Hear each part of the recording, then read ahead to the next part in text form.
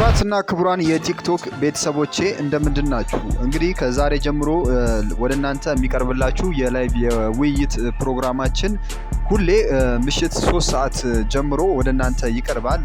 ይሄም እንግዲህ የተለያዩ ባለሙያዎችን በዘርፉ እውቀት ያላቸውን ሰዎች ቅልቦናና መልካም አስተሳሰብ ያላቸውን በሙሉ እየጋበዝን እያስገባን እንወያያለን ማለት ነው። የምንወያይበትም ዋናው ሀሳባችን ምንድነው? ቲክቶክ መንደር ላይ እንግዲህ የነገሱ ሰዎች ተሳዳቢዎች ናቸው።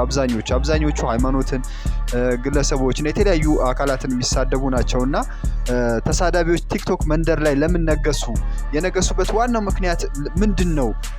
እንግዲህ ኢትዮጵያውያን ስድብን ስለሚወዱ ነው፣ መሰደብን ስለሚወዱ ነው፣ ጥላቻን ስለሚወዱ ነው የሚለውን እያነሳን እንወያያለን። እናንተም ከምሽቱ 3 ሰዓት ጀምሮ በእምነት ሰሚነው የቲክቶክ ገጽ ላይ ላይቭ እንግዲህ በመቅረብ ሀሳባችሁን መስጠትና እንደዚህም ደግሞ የሚነሱ ሀሳቦችን ማዳመጥ ትችላላችሁ። እምነት ሰሚነው አካሉ ነኝ። ይመቻችሁ። ቡም እናደርገዋለን እንዳይቀሩ።